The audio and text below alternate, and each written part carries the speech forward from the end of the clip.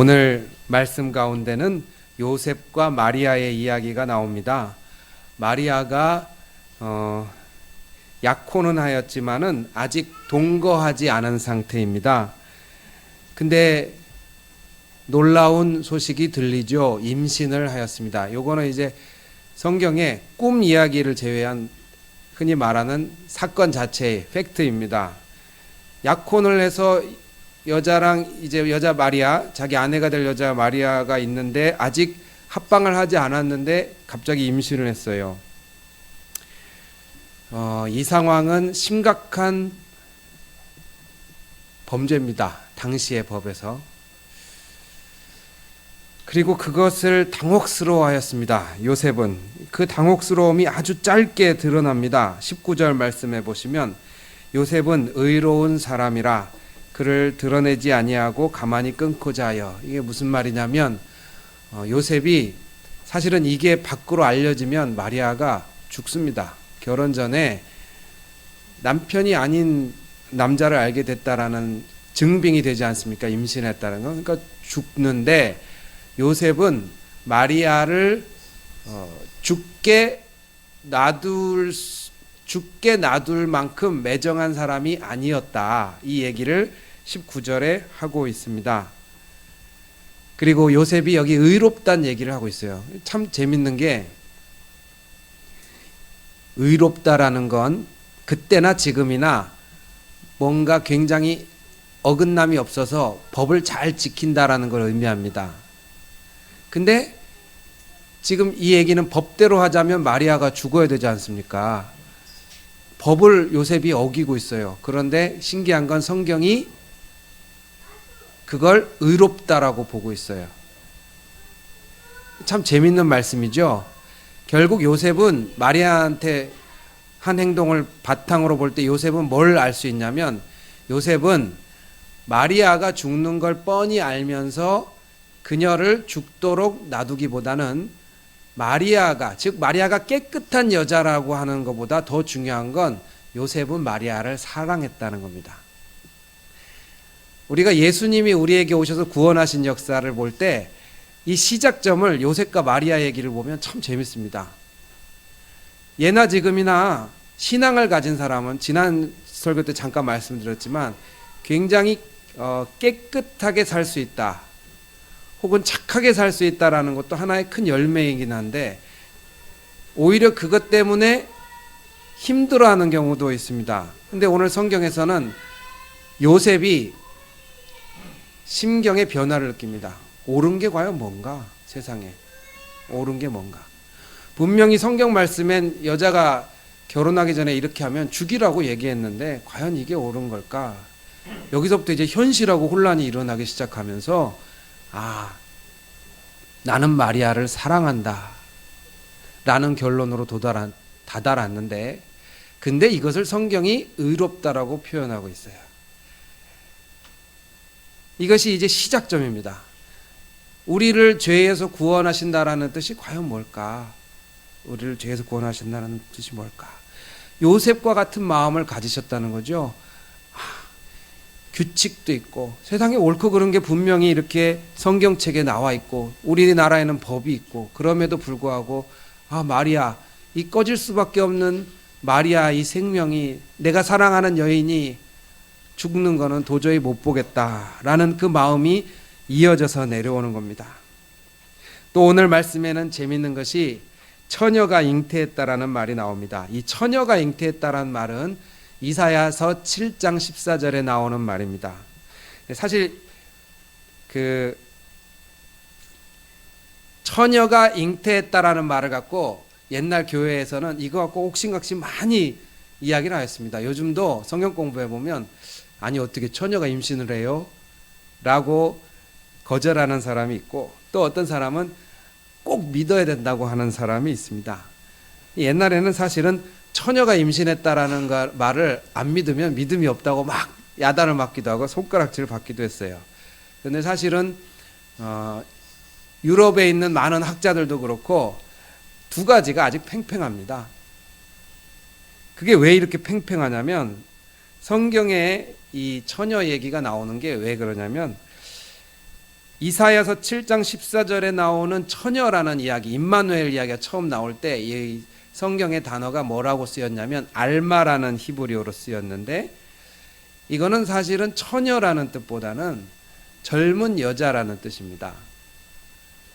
근데 이게 알마가 마태복음, 마가복음, 누가복음 이런 식으로 헬라어로 번역되면서 뭘로 바뀌었냐면 헬라어에 있는 단어 중에 동정녀를 택하는 처녀로 바뀌었습니다. 그러니까 구약 성경의 이사야서에는 처녀가 임신하여 아들을 낳으리니란 말보다는 젊은 여인이 임신하여 아들을 낳을 것이다 라는 단어가 쓰여졌는데, 마태복음으로 오면서 처녀가 임신했다는 얘기로 바뀌면서 이게 교회에서 뜨거운 이야기, 뜨거운 감자처럼 막 논쟁이 됐습니다. 여러분 어떻습니까? 근데 결론부터 말씀드리자면 중요한 거 아닙니다. 그게 중요한 건 아니에요. 때로는 우리가 말로 정확하게 표현을 못할 때도 있습니다. 중요한 거는 그 심성을 가지는 거죠. 예수님을 믿는다라는 게 성경을 한 글자도 틀림없이 줄줄줄 외우는 것보다 예수님의 심성을 자기가 갖게 되는 거, 사실은 그걸 향해서 나아가는 것이죠. 그래서 동정녀 임신이, 처녀가 임신이 가능하다 아니다, 또는 뭐 불가능하다, 과학적으로 못 믿겠다, 이런 얘기하는 것은 사실은 이 오늘 성경 말씀에는 별로 그렇게 중요하지 않습니다. 사실은 정말 중요한 것은 하나님이 여러분 곁에 오셨다라는 사실입니다. 말로 다 하기는 조금 부족한 겁니다. 이거는 우리가 영적으로 느끼는 것 중에 하나입니다. 왜냐하면 하나님은 보이지 않고 만져지지 않습니다. 그래서 보이지 않고 만져지지 않는 하나님이 멀리 계신 줄 알았는데, 내가 힘들고 어려울 때 하나님은 정말 눈에 보이지 않기 때문에 아무 상관없는 존재인 줄 알았는데, 그런 하나님이 곁에 오셨다라는 것이 오늘 말씀의 핵심입니다. 정말 많이 들어오셨죠? 교회 생활하시면서 요맘때가 되면 해마다 들으셨을 겁니다. 근데 100번 강조해도 지나치지 않아요.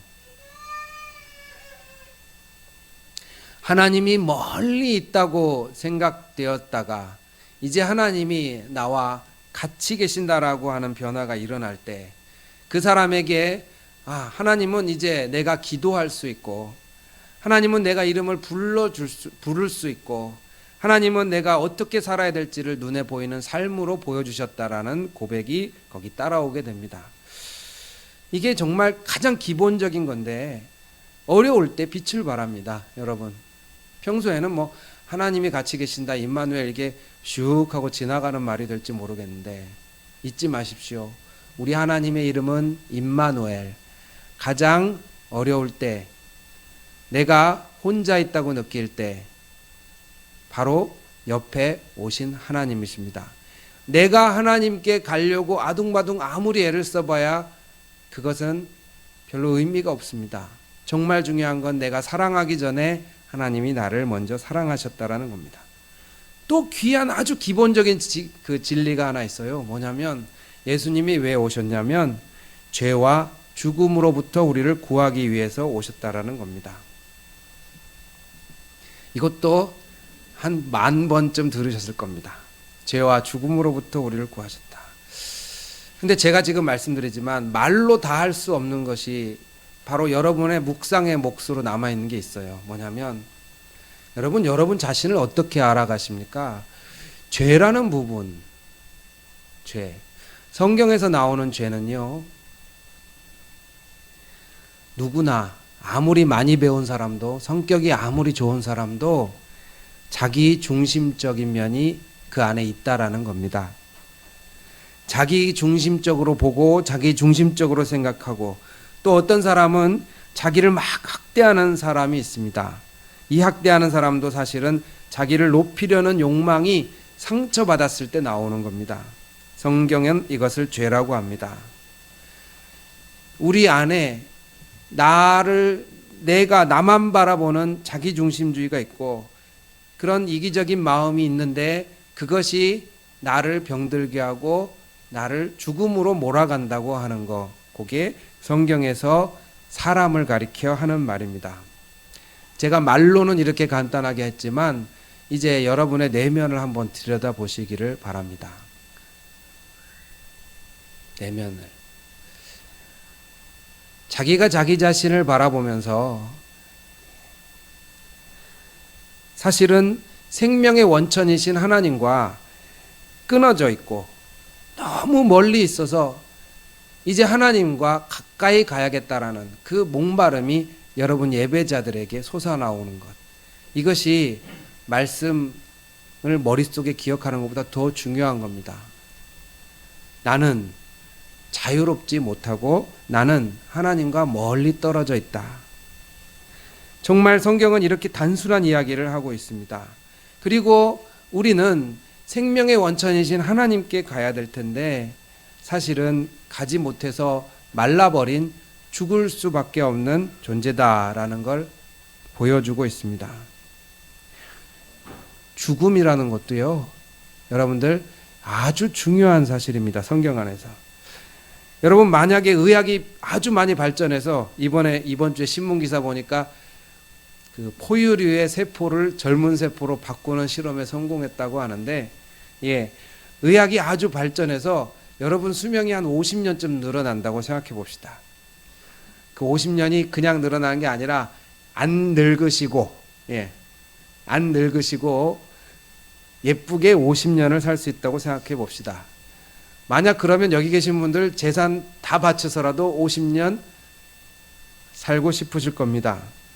그런데 사실은요, 하나님 앞에서 50년은 얼마나 작은 시간 아닙니까? 근데 우리는 그 50년을 더 살려고 재산을 다 바쳐서 매달리기도 합니다. 사실은 우리가 앞에 보이고 50년을 더 살 수 있다는 걸로 전 재산을 투자하는 사람도 있을 거예요. 그러나 조금 더 깊이 세상을 들여다보면은 우리가 젊은 시절 열정을 갖고 달려가건 수명 연장을 5년을 더하던 50년을 연장하던 결국에는 이 모든 것이 죽음이라는 것 앞에서는 잡초처럼 시들어 버린다라는 사실을 인정할 수밖에 없습니다. 하나님의 주권이 우리에게 있을 때 우리는 그냥 후 하고 숨쉬던 것을 내려놓고 하나님 앞에 갈 수밖에 없습니다. 이게 굉장히 허무해요, 사실은. 열심히 직장을 다니고 아이를 키우고 아이가 잘 되기를 열심히 일하고 한 번의 인생을 딱 살았는데 어느 순간에 후 하고 흙이 된다라는 사실은 참 무상합니다. 그러나 임마누엘의 신앙은 그 죽음의 허무함을 예수님이 이기셨다라는 겁니다. 이거는 굉장히 깊은 깨달음입니다. 여기 계신 분들 모두 다 50년이 지나면 아무도 없습니다. 여기 있는 사람. 과학적으로는 그래요. 5, 60년이 지나면 여기 계신 분들 아무도 없고 여기 있는 사람은 다 흙이 되겠죠. 그런데 그 허무하고 무상한 인생을 하나님이 그렇게 놔두지 않으셨다라는 게 오늘 임마누엘의 신앙입니다. 하나님은 죽음의 권세를 이기셔서 우리가 그냥 단지 흙으로 변하고 끝나버리는 것이 아니라 하나님과 함께 살 수 있다라는 사실을 알려주셨습니다. 예수님은 그렇게 우리가 허무한 것에 매여서 달려가는 것이 아니라 생명의 주인이신 하나님 앞에 다시 돌아오도록 증거로 보여주셨습니다. 바울은 그것을 알기 때문에 부활의 능력을 선포하였습니다. 하나님께서 우리에게 예수님을 보내셨다라는 것이 이렇게 깊은 깨달음입니다. 오늘 나는 예수님이 필요합니까? 적어도 세상의 물질 문명적인 사고에서는 예수님은 이제 더 이상 필요 없습니다. 오히려 예수님보다 능력 있는 사람이 있기 때문이죠.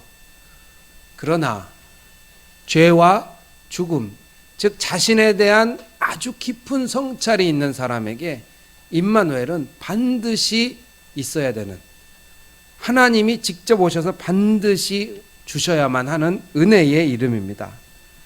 이것이 있어야 사실은 세상에 우리가 만족할 것이라고 느끼는 허무한 것을 쫓아가지 않게 되고 영적으로 허무하지 않고 만족을 느끼게 됩니다. 여러분, 임마누엘이 주시는 하나님이 계시다라면, 바울이 고백한 것을 인용하자면, 임마누엘의 하나님, 예수님을 내가 믿게 되는 순간 이제 나는 세상 사람들이 달려가는 그 목표가 아니라 하나님께서 주시는, 하나님과 동행함을 기쁨으로 여기면서 사는 더 큰 기쁨이 기다리고 있습니다.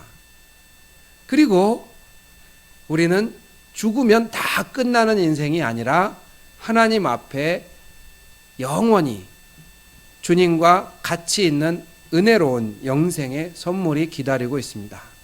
마치 대학교에서 지나가는 새신자를 붙잡고 사형리를 전하는 듯한 기초적인 말씀입니다마는, 오늘 이 시간에 이 짧고 기초적인 말씀이 여러분 마음속에 남아 울리기를 축원합니다.